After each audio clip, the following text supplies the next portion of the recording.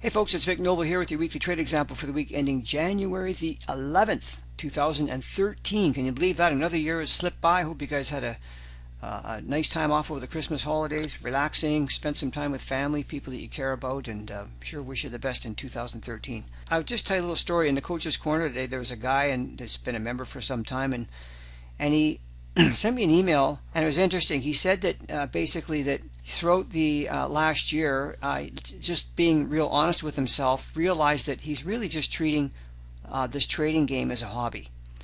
He's got other businesses that he's been very successful at, and he never treated them like a hobby. He got serious, he got focused, he visualized what he wanted to have happen and all that kind of thing, and that was what made him successful. And he hasn't done that with Forex trading. And I'll tell you something, this is no different than anything else you want to get good at. I mean, you can't go out there and pick up a set of golf clubs and just start shooting in the 70s and 80s. It's not going to happen. You got to go out there and get focused and learn how to read conditions and how to take proper golf shots and swing properly and grip properly and everything else that goes along with it. It doesn't just happen, just because you read it in a book. So what I thought I'd show you today is a couple of tips on using support resistance together with Fibonacci levels. And you see all these lines on my charts and you might think, what a mess, how can a guy trade off of that? Well, these lines are drawn in very specific locations, and I do pay attention to them big time because they matter. When I see that, for example, this has been a resistance level, there's something about this level that the market is tuned into. It hits it, it stops and goes down. It hits it and it stops and goes down. That's called resistance. Then it breaks above it, and now it's support here for a while, and then it breaks it, and you can see, I'm not saying that you necessarily trade at these levels, but you watch them for clues to trade at these levels. And if you watch it a long time later, look what it does. It actually becomes resistance again. It's quite amazing what happens.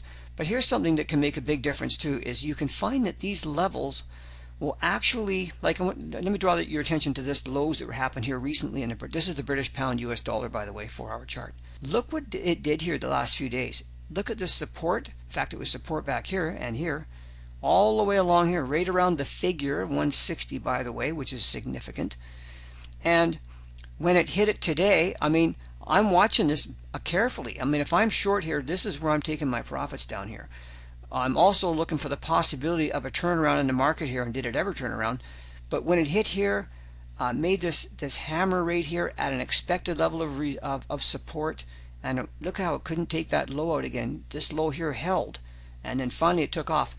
But the other thing is you can look at what are called Fibonacci external retracements, and if you look at the swing, like this swing here, for example, you'll notice that what price did is it went up and it came all the way down and it made this external retracement. We call it 127% external retracement, right down at what, 59.93. You know what the low was here? 159.92. I mean, that is unbelievable. Now, it's also like these are zones in here between this level and these lows, and I expect this whole area, you can see it was support right here, to be possibly support. The clue is the candlestick action.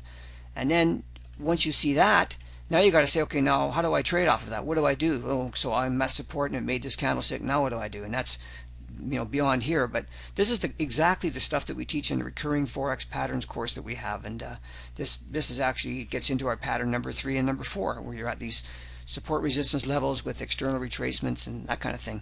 In fact, where it went to today, this is live right now. Look at this. This swing comes down and it goes up and it goes all the way past the 100% retracement. And let me just show you this one here. Just get this right on the high. What did it do? It came up to what I expected to be possible resistance. Look at the rejection, and it's a 127% external retracement. Kind of interesting, isn't it? I think it's interesting. Not only that, from this high down to this low, it is now that's something. It's a 50% retracement of the whole move. So we're getting a reaction there. It's expected to be a reaction there. We don't know if it's going to, but we're going to see if it is. And that's why I have these things all marked off. And now you can say, okay, what can I do to trade at this level if I think it's going down? Or if it's going down, where do I expect it to stop? And how can I trade back up again? What would be my clues?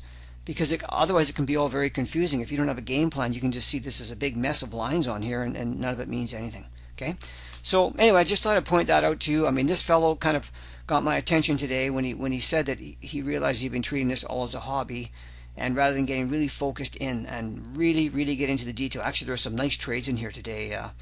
Big moves up. I wish I could tell you I got the whole thing up here, but I got a good piece of it. Actually, one of the guys in the coach's corner was still holding it long from way down in here, and I don't know if he ever ended up where he finally got out, but what a move. He must have been over 100 pips, I'm guessing on that, because I know that during the coach's corner today he was still in the trade and well up on it.